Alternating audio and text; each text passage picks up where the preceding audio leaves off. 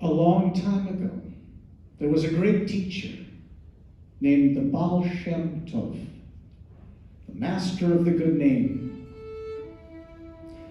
And the story says one day he heard the cry of pain from the world's children. And he wanted so much to bring healing to those who needed it. And so he made a candle of pure wax. And he came to the forest. He found a secret trail, and he came to a special tree.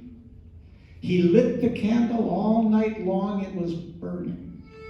And the Baal Shem Tov prayed that the children of the world would find peace and happiness.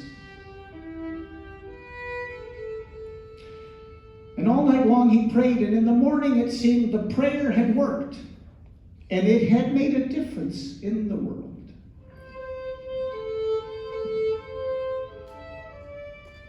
But the Baal Shem Tov died one day, and his student also heard the cry of pain and wanted so much to bring healing to the harmed ones, to the hurt ones. And he came to the edge of the forest. And he followed the trail, for he knew what trail to follow.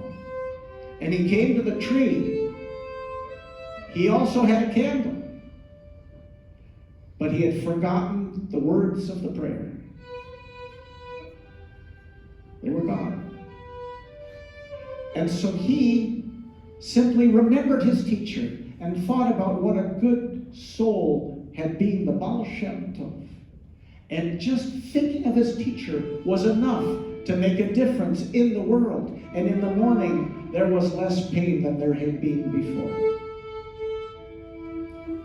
And he had a student. And one day it was that student's turn to hear the cry of pain. But he did not know the trail, or the tree, or the prayer.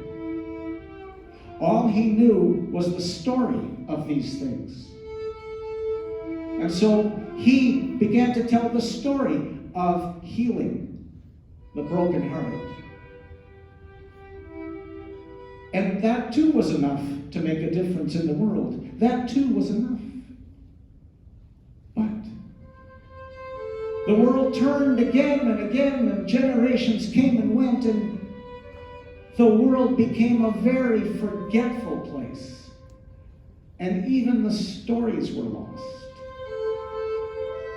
And people did not know about the Baal Shem Tov, or how to heal, or where to sing, or any of those things. And yet the pain was still there, and the need was still there. And there were still those who heard that pain and wanted so much to bring healing to the children of the world. And there was one person who heard that cry of pain, but did not know the story.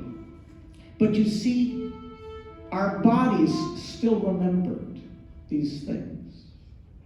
Deep, deep in the body, there was a knowledge of pain and reaching out and trust and bringing to peace.